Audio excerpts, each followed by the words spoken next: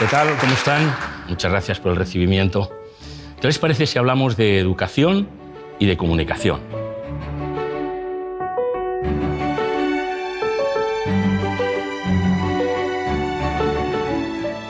Habrán leído, hemos leído todos, el mundo se divide así o de la otra manera. Se divide en norte-sur, se divide en ricos y pobres, se divide cualquier clasificación. Fue Gabriel García Márquez, premio Nobel de Literatura, el que dijo, no, miren, el mundo se divide entre los que saben contar historias y los que no saben.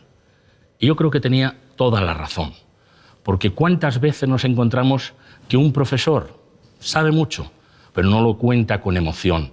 Y si no genera emoción, no ayuda a que quede en la memoria de sus alumnos aquella historia.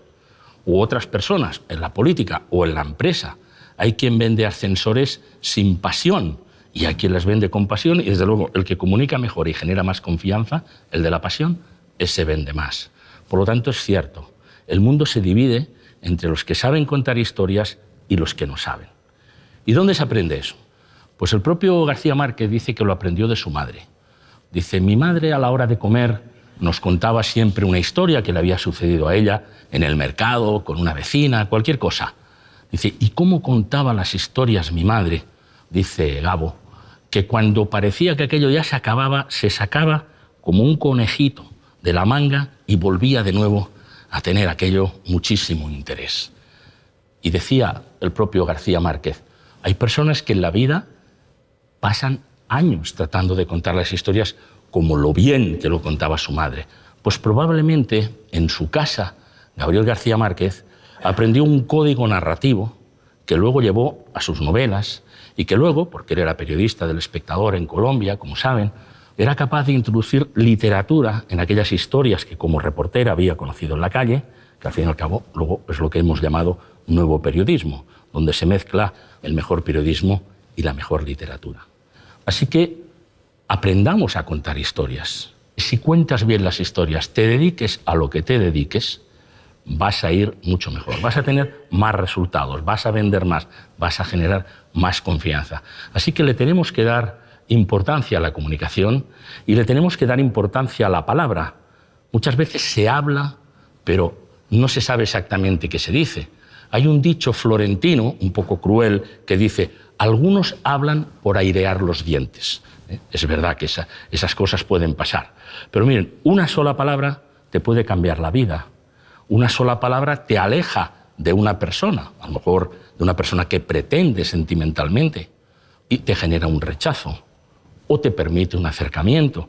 El propio Gabriel García Márquez contaba una historia de que él mismo estuvo a punto de morir atropellado por una bicicleta cuando tenía 12 años, bajaba por una cuesta sin apercibirse de que detrás venía un hombre absolutamente bloqueado en una bicicleta sin frenos que iba a chocar contra su espalda y por suerte un sacerdote que pasaba allí le dijo ¡cuidado!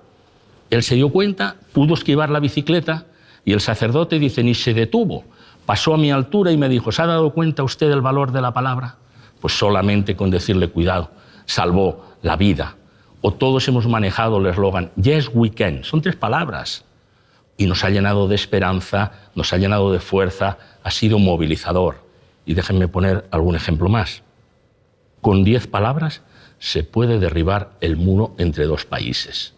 Y nos lo demostró en 1989 en una rueda de prensa un oscuro funcionario alemán, todavía de la República Democrática de Alemania, de la República Socialista, para entendernos, cuando ya había mucha tensión, cuando se decía van a autorizar en algún momento el que podamos pasar de Berlín Este a Berlín Oeste, pero no se sabía en qué momento sería. Y en una pregunta, en una rueda de prensa, le dijo un periodista, oiga, ¿pero esto cuándo va a ser posible? Y él respondió, yo creo que efectivamente en cualquier momento, sin demora, ya se puede hacer. Aquella misma noche, los berlineses entendieron aquellas palabras y saltaron el muro y vimos todos la imagen de cómo se reunificaba un país después de décadas de haber estado dividido. Por lo tanto, démosle importancia a la palabra, porque una sola palabra o muy pocas nos pueden situar mucho mejor o no en el escenario profesional, personal, social en el que vivamos. Y déjenme decir, es importante acompañar esa palabra con el silencio. El silencio previo es lo que permite que estalle la palabra, que la percibamos.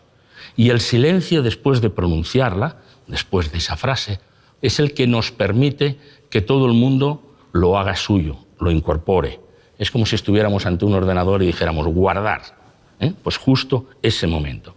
Así que si somos capaces de cuidar la palabra, de prepararla, si somos capaces de envolverla y presentarla así, envuelta en silencios, lograremos que con esas ideas seamos capaces de convencer a las otras personas, seamos capaces de defender mejor nuestras posiciones y seremos, en definitiva, capaces de hacer un mundo mejor, porque muchas de las personas, millones de personas, afortunadamente, que están en todo el mundo tratando de hacer el bien, tratando de ayudar a los refugiados, tratando de ayudar a las personas que llegan a nuestras costas, tratando de ayudar a los que tienen menos oportunidades, tratando de enseñar en las escuelas y en las universidades, si manejaran mejor la palabra, si la combinaran bien con los silencios, serían capaces de multiplicar la eficacia de su acción. A eso yo les invito y estaré encantado, si les parece, de responder a sus preguntas y a sus comentarios. Hola Manuel, soy Alessandrini y me gustaría que nos explicaras por qué es tan importante en nuestro día a día comunicar bien. Yo creo que la comunicación, Alessandrini, es la gran asignatura pendiente que tenemos. Ni siquiera en las escuelas de periodismo, en muchos países, y he tenido oportunidad de comprobarlos, se enseña a comunicar bien a los estudiantes de periodismo. Puede parecer sorprendente, pero es exactamente así. Y lo mismo en las facultades de Derecho y lo mismo en cualquier otra cosa. Porque fijémonos en la medicina. ¿No es importante la comunicación en la medicina? Es fundamental. Es fundamental escuchar para comprender bien la historia clínica, para que comprendan bien nuestro diagnóstico por parte del médico, de los tratamientos, para convencer de cómo cualquier paciente tiene que modificar sus hábitos, su conducta, porque de ese modo va a ser posible salir de la situación. Y muchas veces se quejan los pacientes en todo el mundo de que el médico está mirando al ordenador y le va preguntando, ¿y usted cómo está? ¿Cómo se encuentra? Etcétera. Pero no mira ni siquiera al paciente, ¿no? O se lo cuenta con unas palabras técnicas absolutamente incomprensibles y desde luego aquella persona sabe que el médico sabe mucho, pero que no le ha transmitido exactamente lo que el diagnóstico para que comprenda, porque está probado que si el paciente se le comunica bien, si comprende el tratamiento, si comprende los males de no seguirlo, eso genera mucha más adhesión al tratamiento y hay menos deserción de los que, de acuerdo, ya fueron diagnosticados, ya compraron el medicamento, pero luego abandonan al cabo de un tiempo. Así que en cualquier ámbito de la vida que busquemos, el periodismo, el derecho y la vida cotidiana, desde luego la medicina, en todos los ámbitos es absolutamente fundamental comunicar bien. Y es una paradoja que sea la asignatura que menos se enseña. Manuel, yo soy Susana, soy profesora y ahí lo de lo que estás comentando, a mí nadie me ha enseñado a hablar en público, voy aprendiendo día a día con mi experiencia y a mí me gustaría saber si tú consideras que hablar en público debería ser una asignatura obligatoria dentro del currículum escolar. Yo creo que podría ser una asignatura obligatoria y ayudaríamos mucho a todo el mundo, pero bastaría, fíjate Susana, con que la práctica, porque en la práctica ya se hiciera. ¿Qué diferencia a un niño español en general, a un niño latino, hay algunas excepciones, con un niño anglosajón, o una niña? Cuando tiene 6 años, cuando tiene 8 años, pero también cuando estudia en una escuela profesional, de formación profesional, o en una universidad. Que los anglosajones están constantemente interviniendo y los latinos no, porque no se nos pregunta. Así que no nos han formado como emisores, nos han formado solo como receptores. Estamos allí, frente al profesor, casi que con un mando a distancia mental, en el sentido de que si no nos interesa, no nos atrae, no nos emociona, le damos al botón, cambiamos de canal y nos ponemos a pensar en otras cosas que nadie sabrá cuáles son nuestros pensamientos, pero no nos han enseñado a ser emisores. Esto cambia, la vida profesional cambia muchísimo, porque después aquellos jóvenes que tenían exámenes orales constantemente, que tenían que intervenir casi todos los días, que tenían una práctica de comunicación desde niños, vencen el miedo escénico, son capaces de hacer mejor los exámenes, son capaces de contar las cosas mejor. Mientras que nosotros estamos absolutamente con miedo y además si alguien interviene en clase porque habla, desgraciadamente, y lo sabemos, la mediocridad dominante que está envidiosa porque aquel vence el miedo escénico, empieza a decirle, tú eres un pelota, quieres que el profesor se fije en ti, etcétera, etcétera. Y hay un elemento de coerción sobre ese joven que quiere intervenir. Así que es justo al revés de lo que debería suceder. Hola, Manuel, soy Cristina y te quería preguntar que qué les dirías a los jóvenes o a los niños que tienen miedo a hablar en público. El miedo a hablar en público también habló García Márquez, que tenía mucho miedo. Era maravilloso escribiendo, pero se ponía enfermo cada vez que le hacían dar un discurso. Y además es muy divertido saber, lo cuenta él en un artículo, que fue en una cena en la que estaban unas cuantas personas, la gran periodista italiana Oriana Fallaci, que decía que tenía miedo escénico antes de una entrevista, o no estaba en esa cena, pero hemos sabido que el cantante Joaquín Sabina se pone enfermo antes de salir ante un estadio que le está esperando, y así sucesivamente. Él dijo, el miedo escénico me domina. Yo quiero deciros que hemos de distinguir entre miedo escénico y tensión escénica. No es lo mismo. Es normal que tengamos una tensión. El profesor, el más consciente, tiene una cierta tensión antes de hablar en público. Yo mismo, que he hecho muchísimos programas de televisión, en directo, grabados, etcétera, pero sentía una tensión antes de entrar aquí. La siento porque quiero comunicar bien, porque si comunicas bien, fijaros, comunicar cansa, porque estás moviendo las cuerdas vocales. Comunicar bien cansa todavía más, porque estás buscando la palabra exacta, la frase que crees que puedes comprender, tratas de leer la mirada de las personas que te están escuchando para ver si siguen, si comparten o no tus conocimientos o las explicaciones que se estés dando en cada momento. Por eso es importante que distingamos y nos tranquilicemos sobre la cuestión. Vamos a distinguir entre miedo escénico y tensión escénica. ¿Tienes tensión? Yo también. Hemos empezado igual. Pero déjame que te diga una cosa. Por mi experiencia personal de observación, he hecho muchos programas en televisión, grabados y en directo. Yo me equivoco más en un programa grabado que en un programa en directo. ¿Por qué? Porque el directo me exige mucho más. Si yo me equivoco y digo que el Papa de Roma es Leo Messi, en un programa en directo me quedo en el YouTube para toda mi vida y no me saca nadie.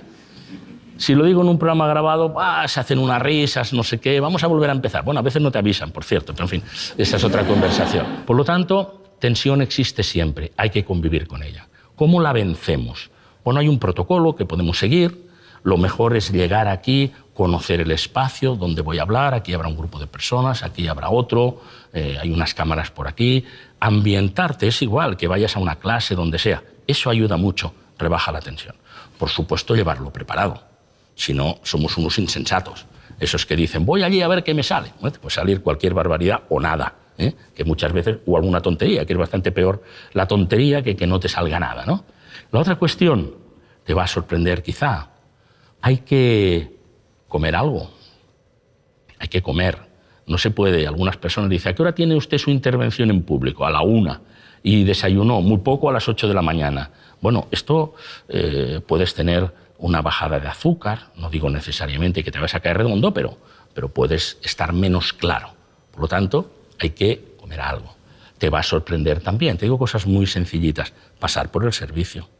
Hay alguna relación no explicada entre el alivio fisiológico y el alivio psicológico que debe existir por ahí, y el que sea científico que lo estudie. Es muy conveniente, es muy conveniente. Yo doy cursos de comunicación en el Instituto de Comunicación Empresarial, y una joven, unos 30 años, me dijo, mira, nos reunimos todas las que habíamos hecho, hacía no sé cuántos años que habían terminado en el instituto. Volví al instituto y me dijeron, ¿por qué no preparas unas palabras que tú hablabas muy bien? Llegué allí y no pude apenas hablar porque me emocioné tanto que me puse a llorar.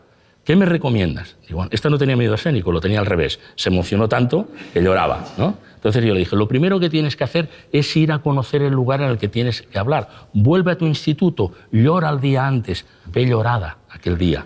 Esto ya has incorporado esa emoción, primera cuestión, que es lo que tienes que hacer.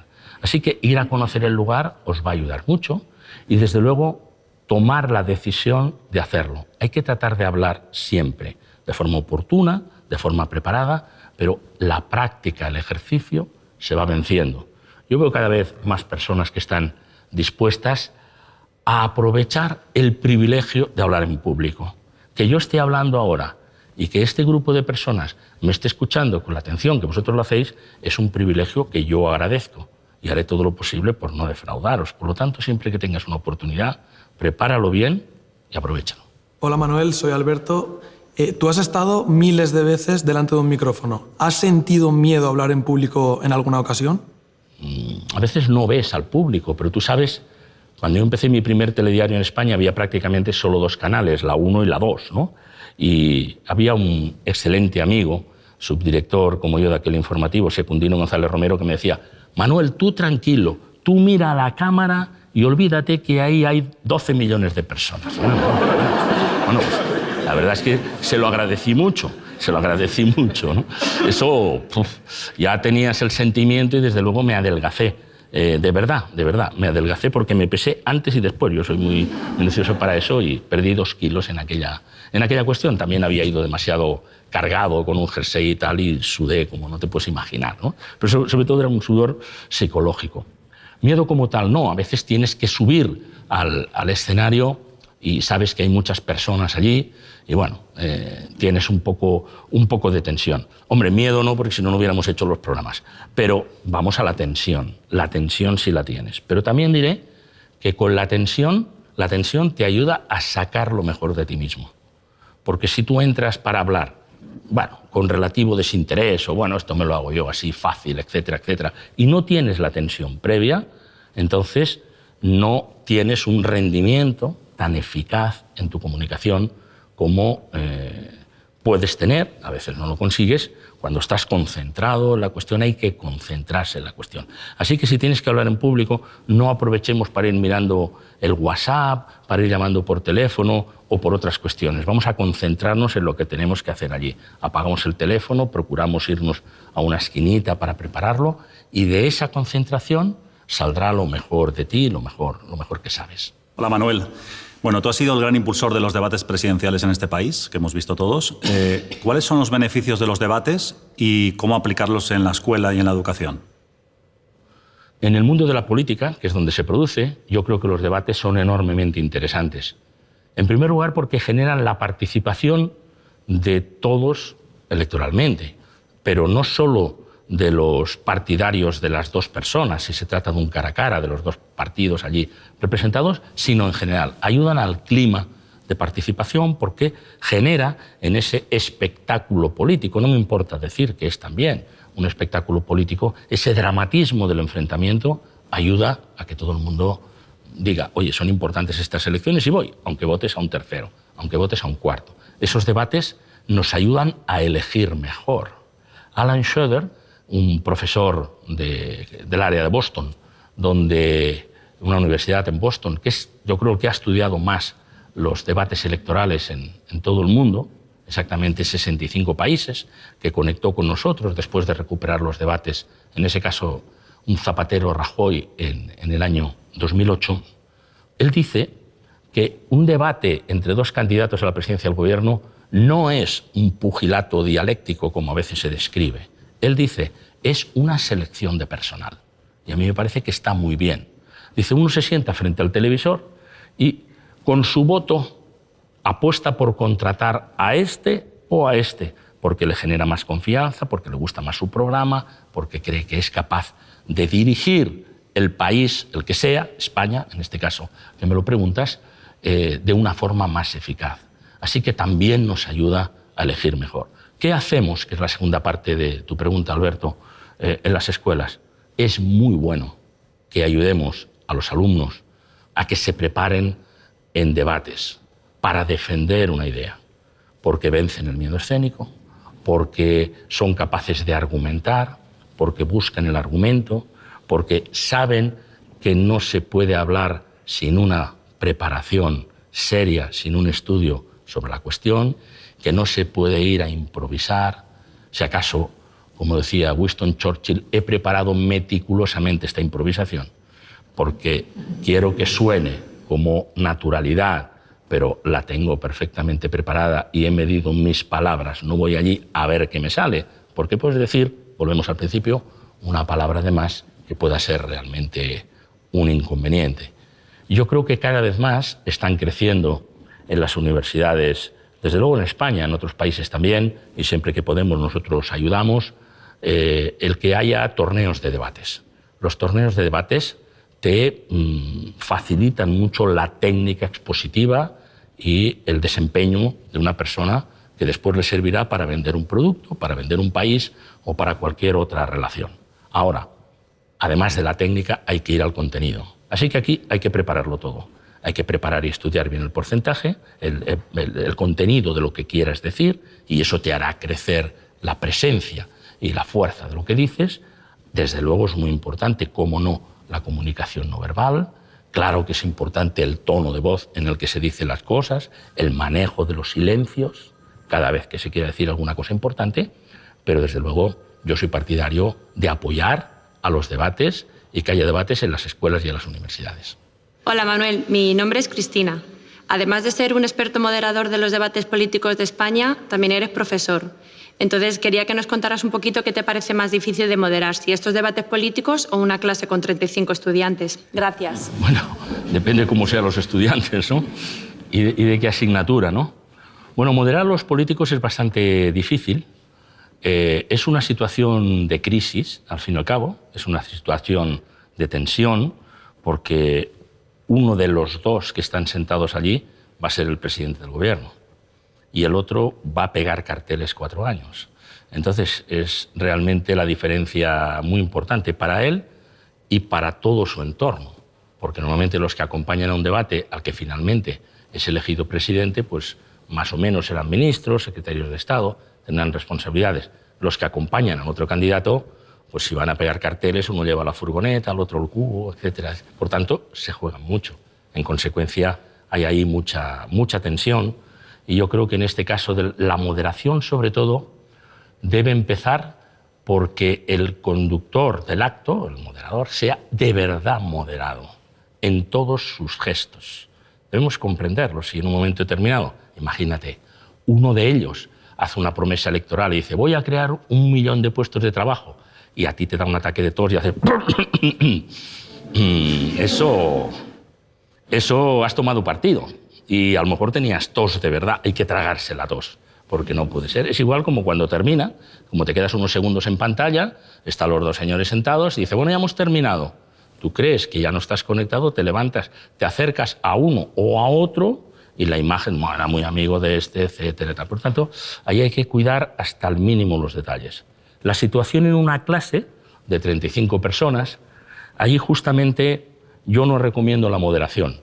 Sin salirse del rigor, debe ser todo lo contrario. Yo creo que el profesor apasionado, aún al límite a veces de que algunas palabras pues, puedan resultar en el límite del exceso, pero siempre en la voluntad constructiva, ¿no?, de hacer participar a aquellas personas, yo creo que es enormemente interesante. Pero yo creo que, en general, salvo algún alumno perverso que pueda existir, que los hay en todos los sitios, que le interese poco aquello y que quiera armar un poco de lío, cuando a los alumnos se les dicen cosas interesantes, realmente atienden. Yo tengo la experiencia de ser profesor en varias escuelas y de forma muy habitual en Next, una escuela de negocios que tengo el honor de presidir, y siempre, incluso con mayor número de alumnos, en masterclass o lo que sea, con 100 personas incluso, normalmente ha habido enorme interés. Pero yo creo que siempre eso está en relación directa con la calidad o con lo interesante que sea lo que tú les estás proponiendo, porque hasta los alumnos menos vocacionales de lo que sea, hay una cierta curiosidad. Entonces, plantear asuntos concretos, plantear ejemplos, plantear experiencias, tratar de ser auténtico, Yo creo que eso, en general, el alumnado, y aquí hay profesores y lo saben, lo atiende y esos profesores son recordados. Hay discursos de personajes relevantes de la sociedad, así como de la política, que han pasado la historia. ¿Cuál sería para ti un ejemplo brillante e inspirador de discurso y por qué? Es verdad que hay algunos discursos que se han perdurado a lo largo de la historia y que todos hemos escuchado, ¿no? Cuando el presidente John Fitzgerald Kennedy fue a Berlín y todavía estaba ese muro que dividía la ciudad y él aprendió unas palabras en alemán y le dijo a todos, yo también soy berlinés, como puedes imaginar, aquello se hundía, como se suele decir, se hundía el local, de aplausos, de entusiasmo, de emoción, de adhesión de las personas que estaban allí. Todos recordamos los discursos de Martin Luther King, después asesinado, al igual que Kennedy. Fíjate que son personas que llegan a conmover a millones de personas en todo el mundo y que acaban con ellos, precisamente porque han sido capaces de poner en marcha a muchas personas en favor de una idea de libertad, en favor de una idea de igualdad racial, como era este caso, ¿no? Bueno, yo creo que de forma contemporánea los discursos de Barack Obama han impactado en todo el mundo. Yo suelo referirme casi siempre, porque me interesa de forma especial, al discurso que él hizo en la Convención Demócrata en Chicago, ¿no? Allí se elegía a otro candidato, concretamente a John Edwards como vicepresidente y a John Kerry como posible presidente. Pero, como se suele hacer en estos mítines, dijo, bueno, que intervenga uno de aquí del pueblo, por decirlo así, intervenga uno de Chicago. Entonces pasó por allí un joven senador llamado Barack Obama. Hizo tal discurso que si yo hubiera sido el candidato después no salgo, porque después de aquel discurso, y la prueba es que 4 años después el candidato era él. Y además ganó las elecciones. Fue un discurso extraordinario, sobre todo porque él, que era una persona que terminó brillantemente sus estudios en Harvard, que tenía una dificultad respecto a otros por el color de su piel y además porque tenía un nombre árabe y acababa de suceder unos años antes el atentado contra las Torres Gemelas, él entró en aquel discurso con enorme humildad. Y él empezó diciendo, es insólita mi presencia aquí, mi abuelo era un cocinero de los ingleses en Kenia, mi padre estudió en una escuela en la que tenía un techo de uralita y aquí él, el abuelo, entendió que quería una vida mejor para su hijo, para el padre de Obama, consiguió una beca para ir a un lugar maravilloso que era mágico, América, y a partir de ahí fue creciendo. Él no dijo en ningún momento, soy el alumno más brillante de Harvard. Él no dijo en ningún momento, cuidado, yo tendré un nombre árabe, pero cuidado, no, lo dijo de otra manera. Me pusieron mis padres un nombre mágico para ellos, que quería decir elegido, y resolvió el problema. Y sobre todo supo sumar, supo unir. Extraordinario discurso el de Obama, pero permíteme que ponga un ejemplo más. Shakira entró en un discurso en Oxford hablando de educación. Shakira promueve una fundación que se llama Pies Descalzos, a la que dedica mucho dinero personal, que tiene unos colegios en la zona de Barranquilla, Colombia, donde ella ha nacido, y que es capaz de hablarles con mucha sencillez a aquellas personas que estaban terminando sus estudios en Oxford. Y les dice Shakira en ese discurso, señores, yo no he venido aquí a cantar, soy un artista, no habrá movimiento de caderas, hubo una gran, ahí todo el mundo, qué decepción, porque esperamos otra cosa. Vengo a decirles a ustedes que si ustedes quieren un mundo seguro, apuesten por la educación. Y que si es posible, en vez de enviar 30.000 soldados a Afganistán, enviemos 30.000 educadores. Yo creo que aquel discurso de Shakira a mí me ha impactado especialmente porque vemos otra cara de esos personajes. A veces detrás de un futbolista o de un cantante o de un político vemos sus ideas, pero no vemos su vida personal. Bueno, todos esos discursos son realmente importantes, sobre todo porque tienen contenido, porque están muy bien pensados, porque están muy bien planteados, porque son capaces de llegar al corazón de aquellas personas que están allí. Y algo más, si me permites. Shakira les dice en este discurso: no les estoy hablando de que apoyen a los niños del mundo que tienen hambre o que viven en estado fallido por un tema de caridad. Esto no es un acto de caridad, es un acto de seguridad. Así que si estamos tolerando que haya países donde se forman terroristas, ustedes no van a vivir seguros. Todos nosotros no vamos a vivir seguros. Eso quiere decir planificación en la educación. Así que antes de hablar, antes de dar una clase, antes de educar, tenemos que planificar. Y ella lo hace, planificar cuáles serán aquellos argumentos más eficaces para poder convencer a aquellas personas para que avancen en esa dirección que les estamos proponiendo. Hola Manuel, soy Anselmo Mancebo. ¿Qué tal, Anselmo? Te quería preguntar, a veces te equivocas, a veces cualquiera nos equivocamos, te quedas en blanco, metes la pata, no sabes por dónde salir. Eso también me imagino que hay que aprender a controlarlo. ¿Tú nos puedes contar algún ejemplo, alguna anécdota? Sí, yo recuerdo en la entrega de unos premios Príncipe de Asturias en el Teatro Campo Amor de Oviedo. Es un momento maravilloso. Yo siempre que puedo y me invitan voy.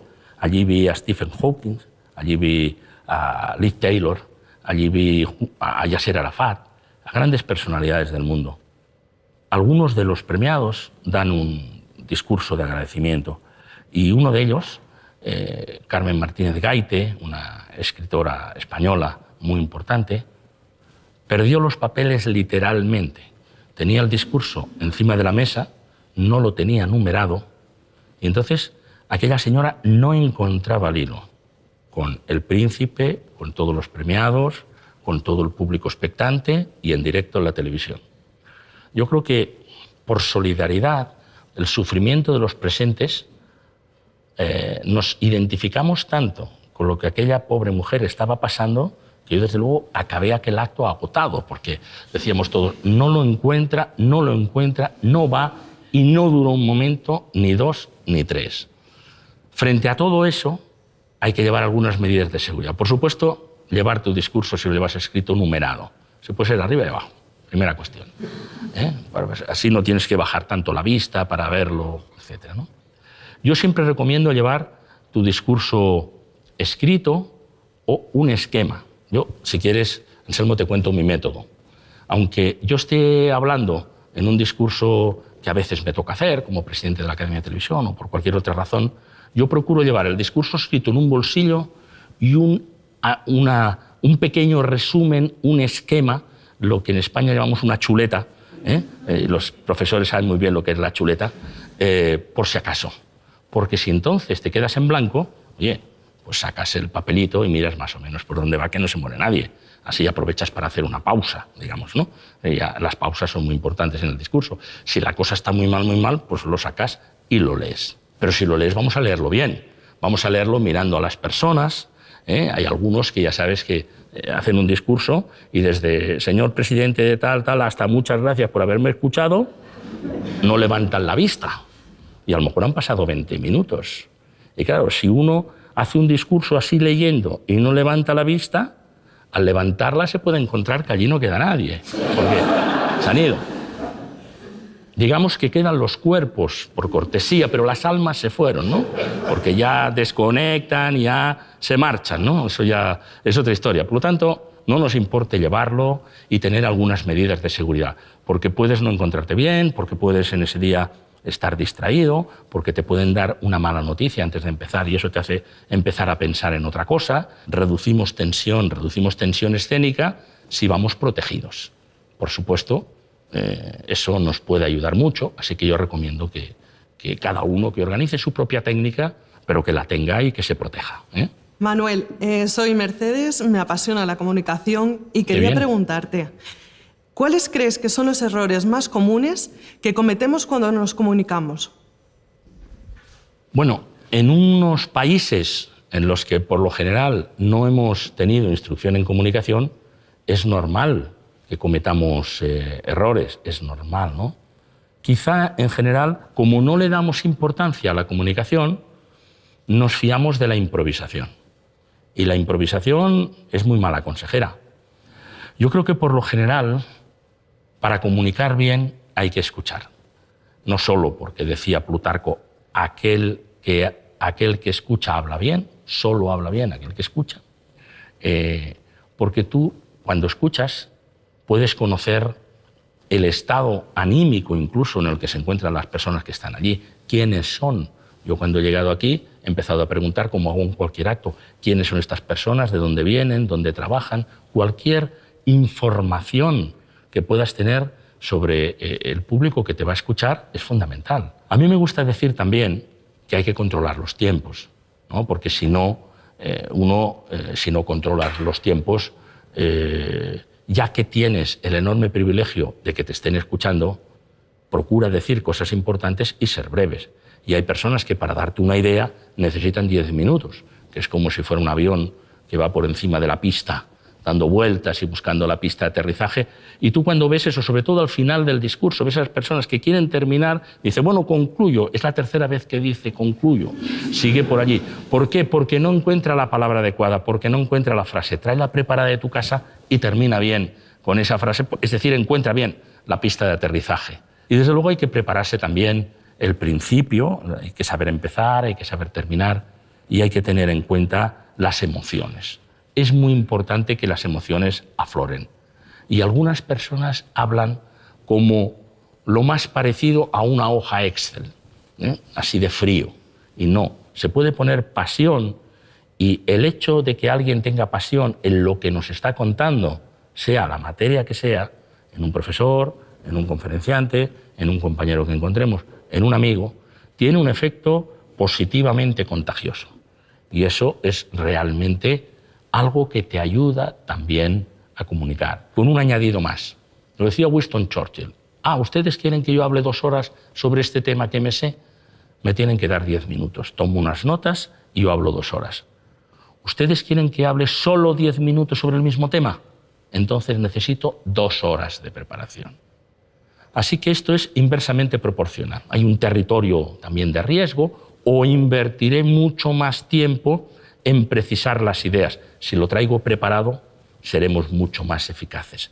Así que si queremos que nos escuchen, si queremos que nos escuchen con atención, debemos darle importancia a la comunicación, debemos prepararla. Eso tiene un efecto fundamental en la educación. Por eso, cuanto antes Susana me estaba planteando, tiene que haber una asignatura específica, si es posible, sí, si no que haya teatro, si no que hayan otras fórmulas, pero sobre todo que haya mucha comunicación, mucha participación del alumnado, porque también descubriremos entonces que hay mucho talento entre las personas que están estudiando. Hola Manuel, mi nombre es Julio. He oído que los ponentes utilizan algunos trucos para no ponerse nerviosos delante de su público, como mirar a los ojos a una persona de mirada amable, o incluso imaginarse a todo ese público desnudo.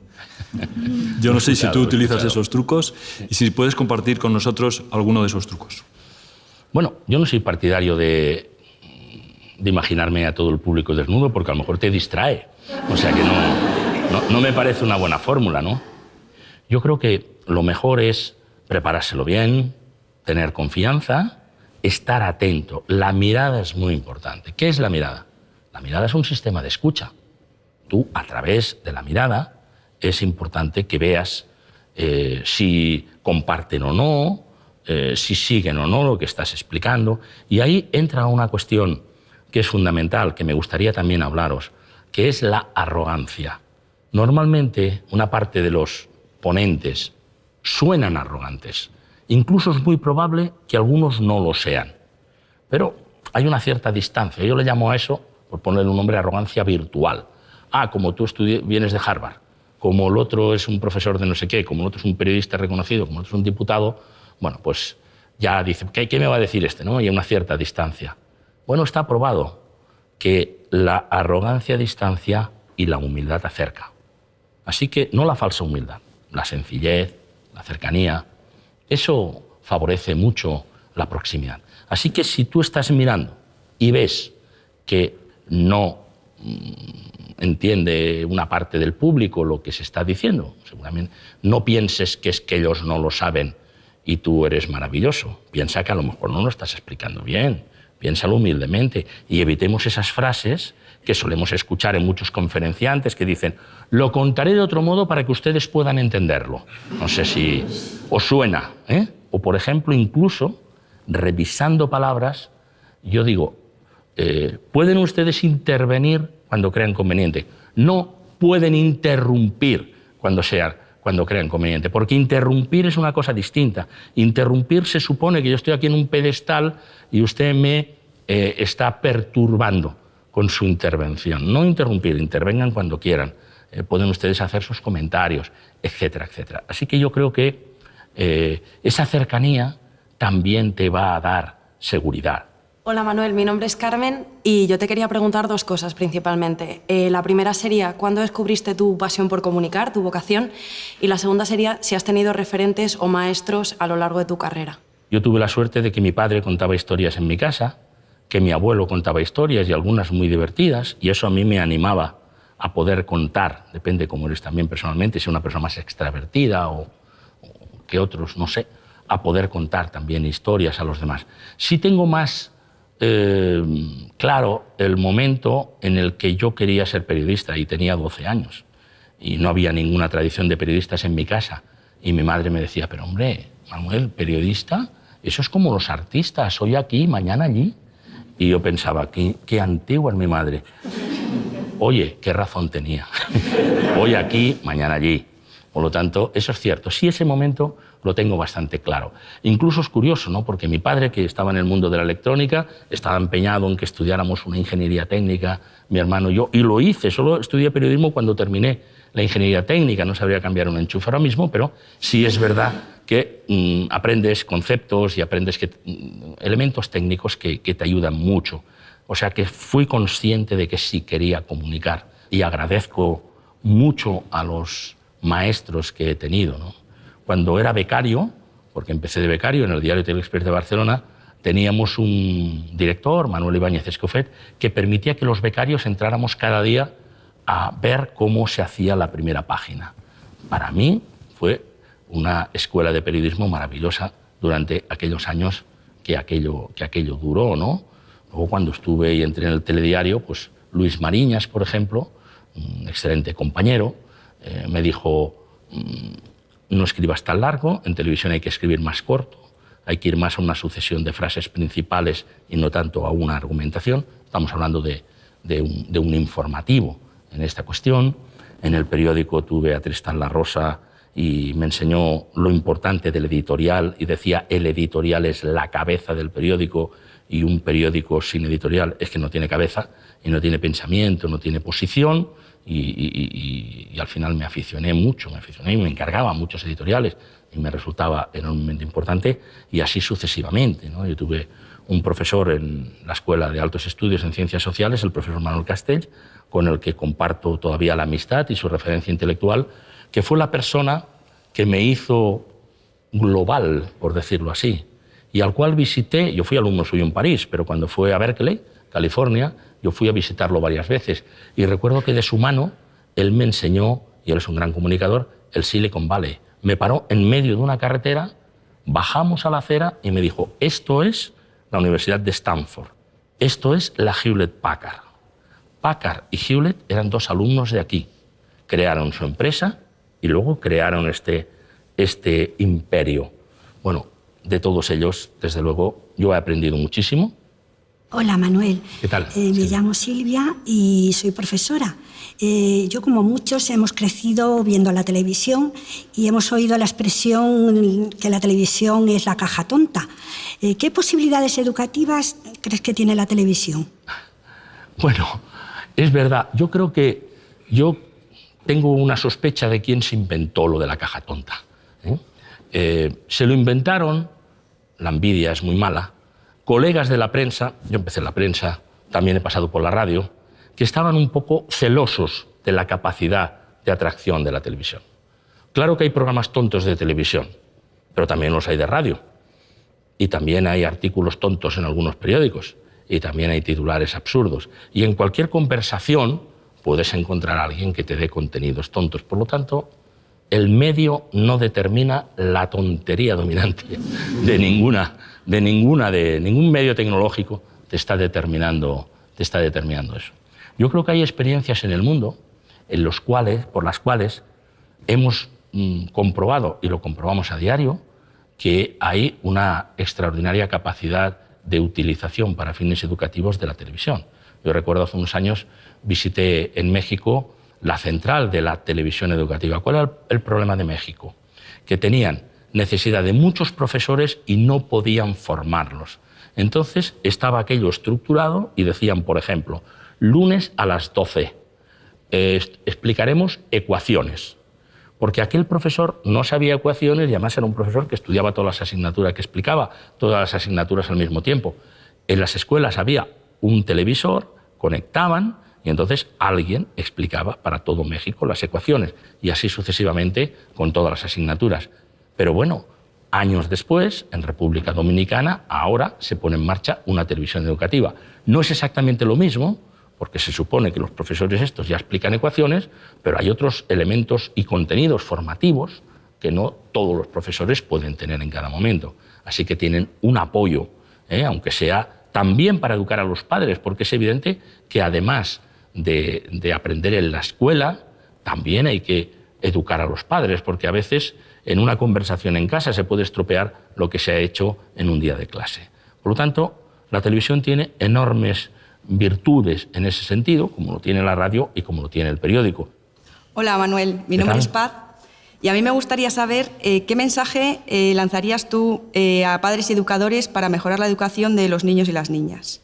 Pues es muy interesante la pregunta y no es sencilla de responder porque no es que haya una fórmula en concreto. Yo creo que invitar a nuestros hijos a que comuniquen, a que tengan la posibilidad de saber escuchar también, porque todo sucede, si no, enormemente rápido, y mantenerles y educarles en la paciencia de escuchar las opiniones de los demás y el respeto es fundamental. Hoy día yo creo que una de las cosas peores que tenemos es que los niños leen poco, nuestros hijos leen menos que nosotros. No es así en todos los casos, pero cuesta mucho hacerles leer. En eso hay métodos y hay una inventiva muy amplia. Yo el otro día leía una madre italiana que decía, la contraseña del wifi se la cambio cada semana. Y decía, les doy un libro y les digo, la contraseña del wifi es el color del vestido de la protagonista del libro. Y entonces, pues, los niños tienen que ir leyendo porque quieren entrar en el wifi. Yo no sé si tenemos que hacer ese tipo de trucos, en todo caso ahí queda, por si alguien lo quiere aprovechar, pero me parece que es fundamental comprender que los niños van a la escuela, pero no por eso los padres debemos desentendernos ya de la educación porque ya me los educarán allí. Yo creo que es muy importante que haya una conexión, hablar con los profesores de tanto en tanto y escuchar también a nuestros hijos, porque muchas veces no escuchamos suficientemente a nuestros hijos. En un curso de comunicación en el instituto me decía un médico, y me gustó tanto que lo he reproducido en un libro, me decía que tenía un paciente, una chica de unos 15 años, en la ciudad de Valencia, España, que venía con sus padres y que ella le dijo, doctor, yo quiero que me atienda usted, porque usted me habla a mí. Y voy a ver a otros médicos que hablan a mis padres. Cuando la enferma soy yo. Entonces, escuchar es fundamental. Dirigirse a la persona que realmente tiene el problema es fundamental. Yo estoy convencido que si escucháramos más en general en el mundo, aprenderíamos más, seríamos más eficaces comunicando, pero desde luego ayudaríamos a resolver muchos más problemas. Y en esa recomendación general de escucha, que yo me aplico a mí mismo, están también nuestros hijos.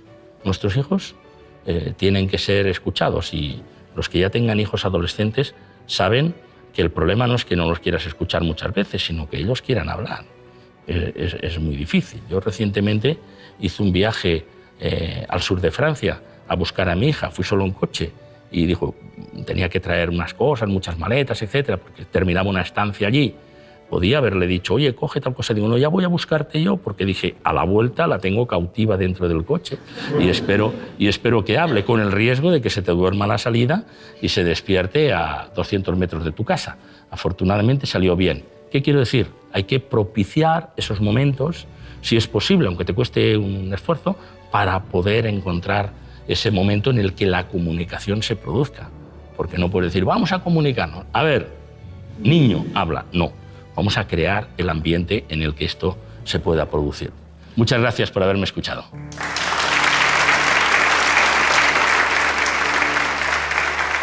Mm-hmm.